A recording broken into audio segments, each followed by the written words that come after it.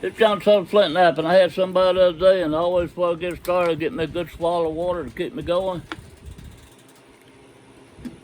Got to run my fan. It's kind of hot in here. I'm trying to talk over it. Ask me what did I know about narrow hollow base points. And I say I used to make a lot of them a long time ago. One of the nappers has some great videos on narrow notch entry. I cannot remember who it is. I'll think of it in a minute probably. But anyway, I suggest you look at it. I'm going to show you this hinge right here and see how thick this is on top of another hinge. I'm going to show you what you can do with narrow notch entry when you get to stuff like that. The key is getting it started. I've got some smaller tools, but they're over in my barn, and I couldn't find them if I wanted to. I'd go over and I went over and looked for them. I got stuff in boxes. Termites eating me up over there, and I called the pest control man when I bought this place about 20-something years ago, and he crawled under there and he said, "I'm not going to treat it." He said, "I've never seen termites as bad as they are." He said, "You'd just be throwing your money away." And he said, "In 5 years, it's going to be on the ground." I said, "Okay." So I made my shop out of it. And about 19 years ago, it's still standing now, but it's falling in fast. So I put this little building in, and I got hundreds of tools, and I don't do narrow notch entry. I don't know why I just didn't look for them, didn't bring them over here. But we're going to do it today. This is not pressure plates on both sides. What I want to do is explain the thickness, what you can do with it if it's too thick and you want to try narrow notch entry. The key point is heavy base narrow. So we're going to take this one right here, and this is just not narrow notch entry. This is how to make a hollow base point. So you're going to come in here and you barely clip that edge. The reason you want to barely clip it is because if you push too far up on it and you get too high up on it, it'll spread out wide. You know how your plates, when you hit, the percussion bulb spreads out. So that's what you want to do here until you get it started good. Once you get it started good, you can, this thing's not even. I thought I had this side even. We'll kind of even it out right there a little bit. And this is real important. To me it is magnifying glasses. In fact, I'm going to put them on right now. They really help you find a little sharp edge if you round something off.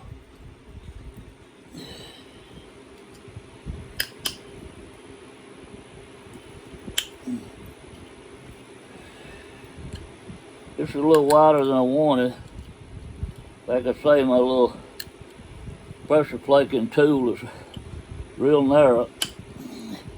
It's boxed up with a whole bunch of them, got little sharp points on them, sort of like dental picks. Got a whole box of that stuff somewhere over there.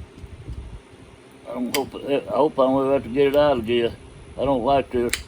My daddy told me when I was getting older, and he was getting older, he said the first thing when you get old give out on you are your legs. Your calf, your thighs and stuff start giving out on you.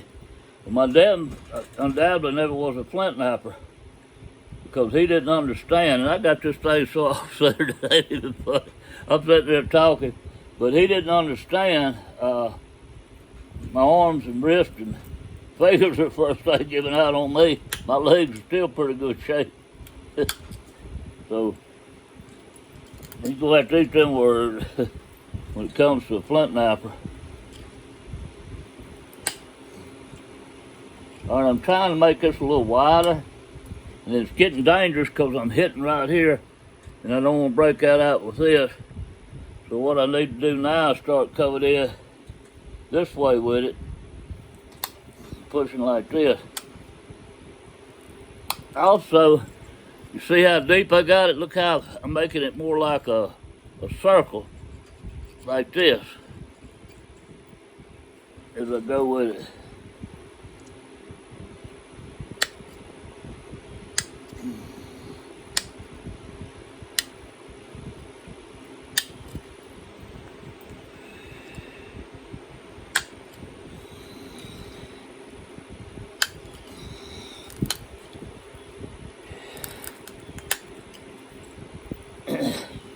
Now look how big I've got it.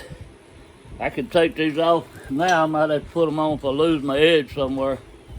But those things, I get real dizzy wearing them, man. If I quit looking at what I'm doing and look around, I get dizzy real easy. I can't get car sick real easy. But they're a lifesaver when you round the edge off, I'm telling you.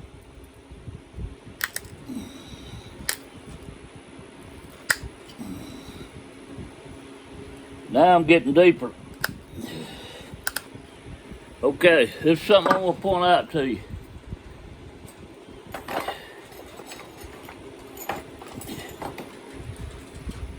If I round this off here, if I round it off right here, I go over here and get a sharp edge and go into it, and over here and go into it. So that's why I'm not worried about how thick it is over here, because watch this. I'm gonna come over here to this side. I hope you can see this. I might not be able to break it because I ain't strong enough to hold it like that. But see how I'm chipping that out wide? That's giving me a sharp edge to start working down this way. I hope that's making sense.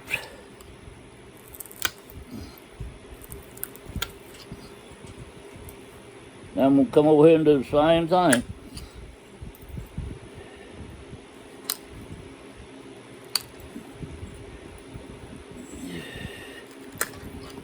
Not round it off no more, run that flake off. Made me a perfect platform doing that.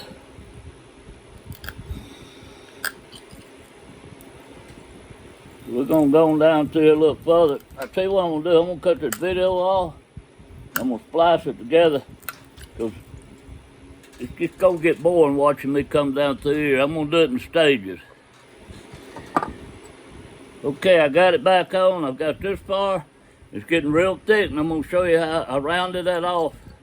I don't know if you can see how round it is. I actually ground it so it be round so you can see what I'm talking about. There's no edge in there. So I'm gonna show you what I'm gonna do. I'm gonna come over here. There's a little sharp edge right there. Take it off. We'll turn it over. A little sharp edge right there. Take it off. You're gonna rotate on down. Flip flop it. And I'm already right here to this edge.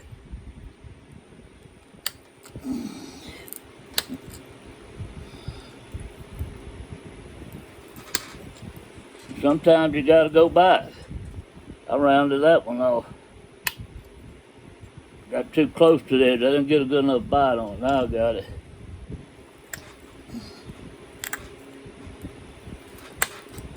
There we go.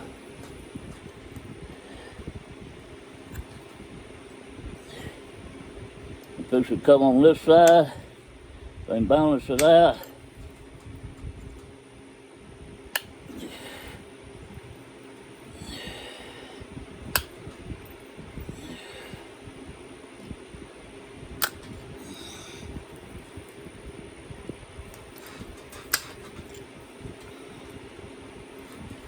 Broke it out. Move that plate. We'll set it up. What I'm doing is I'm making me a platform. I don't know if you can see that little nipple or not, but it's right in the middle of this. So now, I'll probably take this baby here and put it right there. Probably it's a bigger piece of copper and chip a good chunk out right there. Now all I gotta do is turn it over with this. Go back down. That slid across it. I didn't want it to, but it did. But it left me a sharp edge anyway. So I'm gonna keep working with this.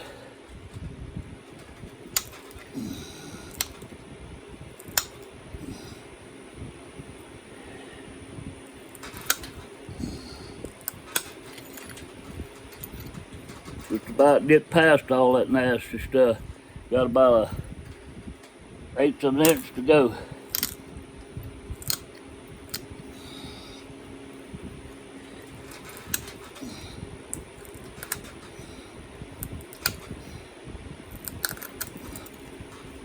This is why they're not entry is so easy. Because when you round it here, you got all this rim over here. I want to demonstrate it one more time to come back off and get your platform built back. You come all the way up to here and start cutting out, because it's going to have to be taken out anyway, removed.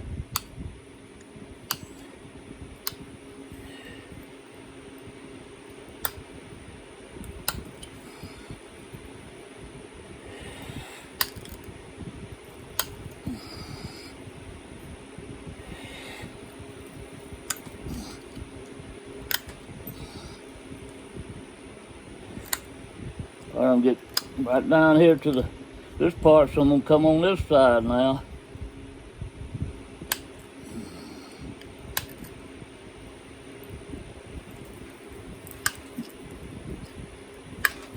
I didn't flip-flop that side because it had a angle all the way. It had a continuous bevel going that way. I'm flip-flopping now. I got past that continuous bevel.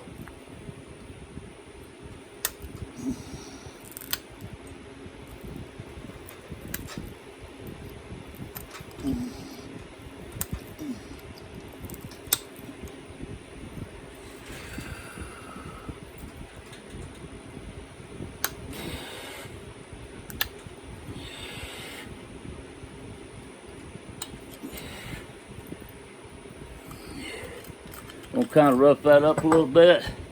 I'm gonna put my copper butt in here, my baby. Put right there, using my legs and my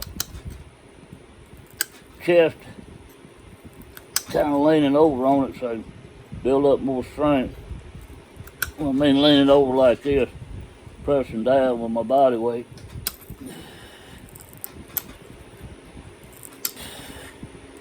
And I'm trying to force this to save time, and I might break it all the way down the middle doing that. I'll go back to the sides and get me a better platform on it. If I'm gonna break it, it's gonna be right in here, trying to force this out. And I'm telling you, if I break it, why? Because it's too thick in here. My platform is, and then apply too much pressure to get it to release the plate.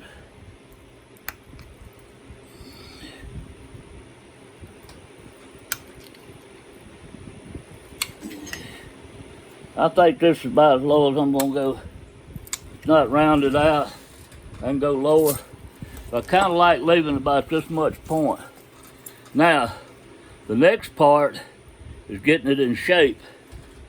And I always do that last.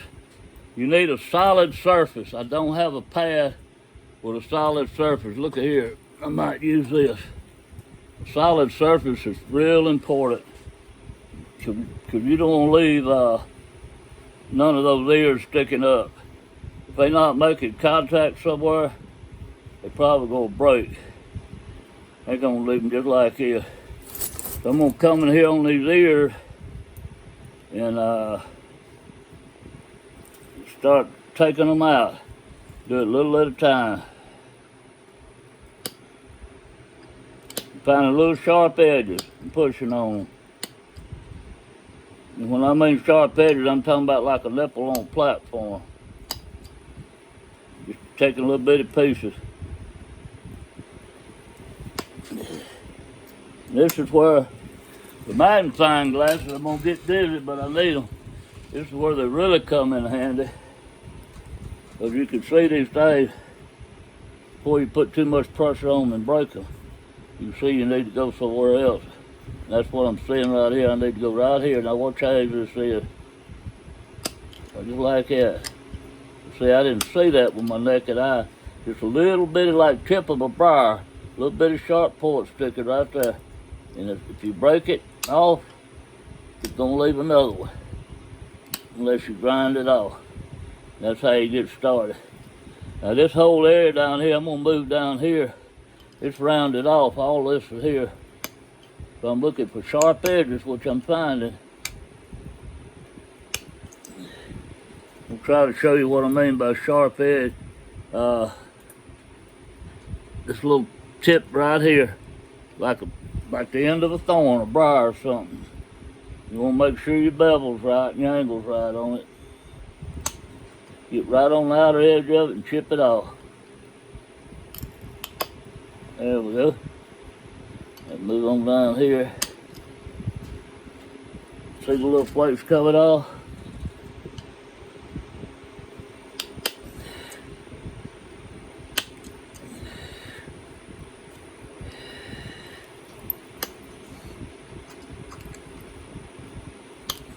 Okay, I'm gonna cut this off and start it back. Okay, this is all one video, but I'm cutting it back on. I'm showing you, because it's just kind of boring watching this, but I'm trying to make this uniform. I'm a little off right here, so I'm gonna remove some in here, and then I'm gonna show you how to finish it up.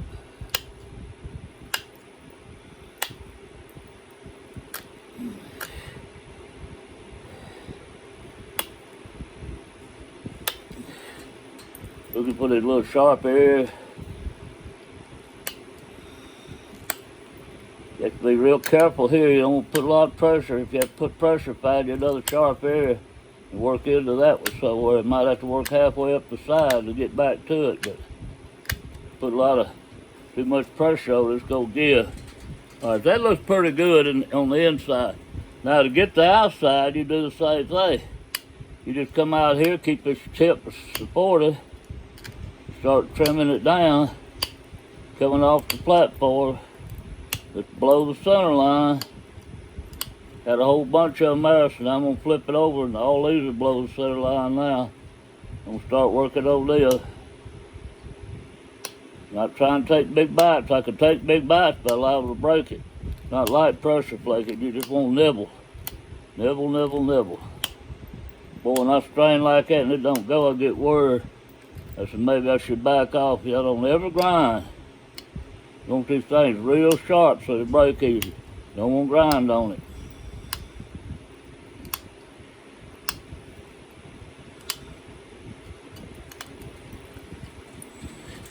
Let's see how uniform that side's getting with that side. I'm going to come right on down through here.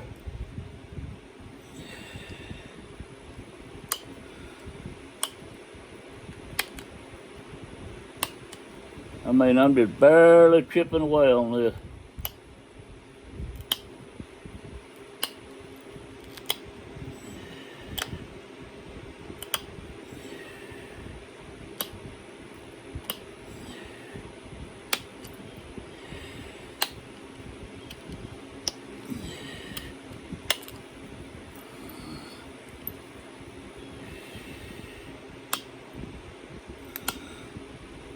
You know, you say, well, I can't make a real thin point. I can't make one of those. It don't have to be thin. You saw how thick this metal was. It's got to be thin on the base. Real thin. All you got to do is worry about getting that base thin so you can get that narrow entrance started. Once you get it started and you get in there where you start making it wider, the thickness don't matter then, because you can always get you a good platform to press over. And if you round it off, you can start it back. That's why the thickness don't matter. You got all kind of wobble room making these. I got like, right now I got like probably almost better than a ½ inch wobble room in there. I'm running out of wobble room as I'm making it more narrow.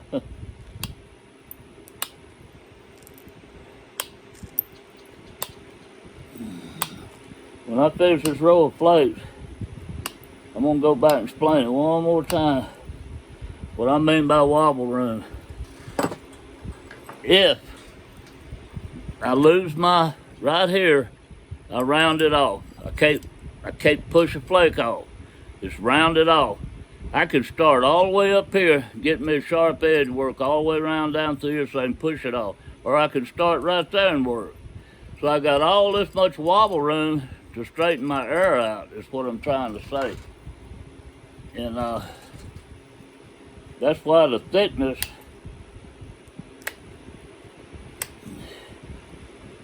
doesn't have to be paper thin on these things.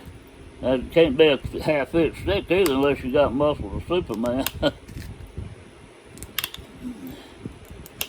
I know a couple of nappers might could do it if it's ½ inch thick, or an inch thick. They could pressure plate the chrome off a trailer hitch ball. I'm telling you, them sons were strong, it was unbelievable.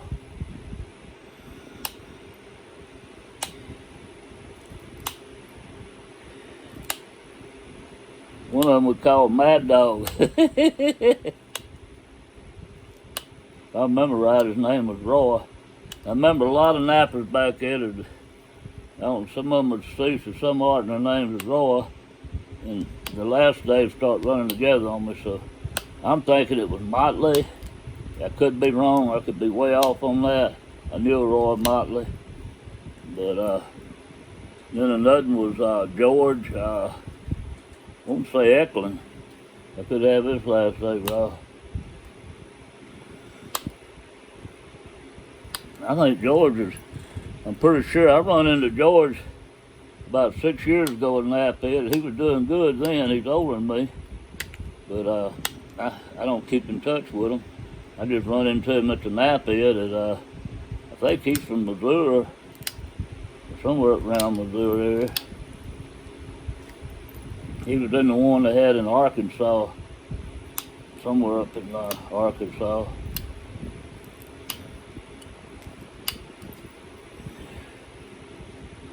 Back in the woods.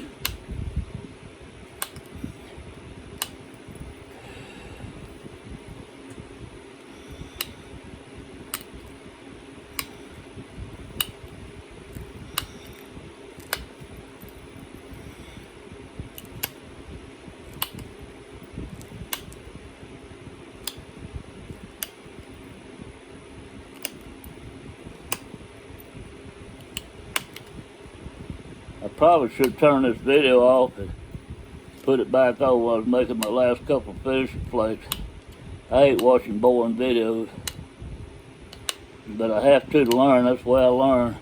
Reading books and watching videos and watching other people. I learn better by just sitting by somebody and keeping my mouth shut and watching them work.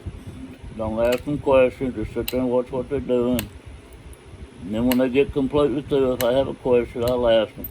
I hate people stopping me, going, wait, what you doing that for? What you doing that for? I've had them actually stick their hand down. I almost hit the hand when I'm doing percussion work, stopping me. Why are you doing that? Then it gets your train of thought off on why you are doing it. Then you go break it. You go hit too high up or something. Or your muscle memory, you're going to lose focus there a little bit. Okay, I can go on and on with this for about another 5 minutes probably, shaping it up. I've even cut patterns out of paper. I would put this on one side and trace it, then put it on the other side and draw it off so I'd have them exactly the same on both sides. But we're just showing you how to do it, just to make a perfect point. I'm gonna quit chipping. I got a lot of other things I need to do. Gotta make a bow. I'm making an arrow case. You can see it over there. Gotta make some arrows for a guy. I said I wasn't ever gonna make any more hunting bows, but this is a good friend. He taught me into it. He said I always wanted one of these bows to hunt with. I hadn't made bows in years, so it's gonna be a new challenge. Now this part here, you make the tip as sharp as you want. And I'm stopping my tools up so I know where they're at. I just throw them up there, that's why I know where they're at. I hope y'all put yours up like that. You swing them up on your desk. It's okay, I know right where I chunked it or slung it. I'm gonna use some sling or sling it or pitched it. Know right where it's at. Now, I see right now this is a little wider right here than it is there, but I'm not gonna go any further with it. But this is how you do a hollow base point. I hope this video helped you if you want to try one. Y'all have a blessed day.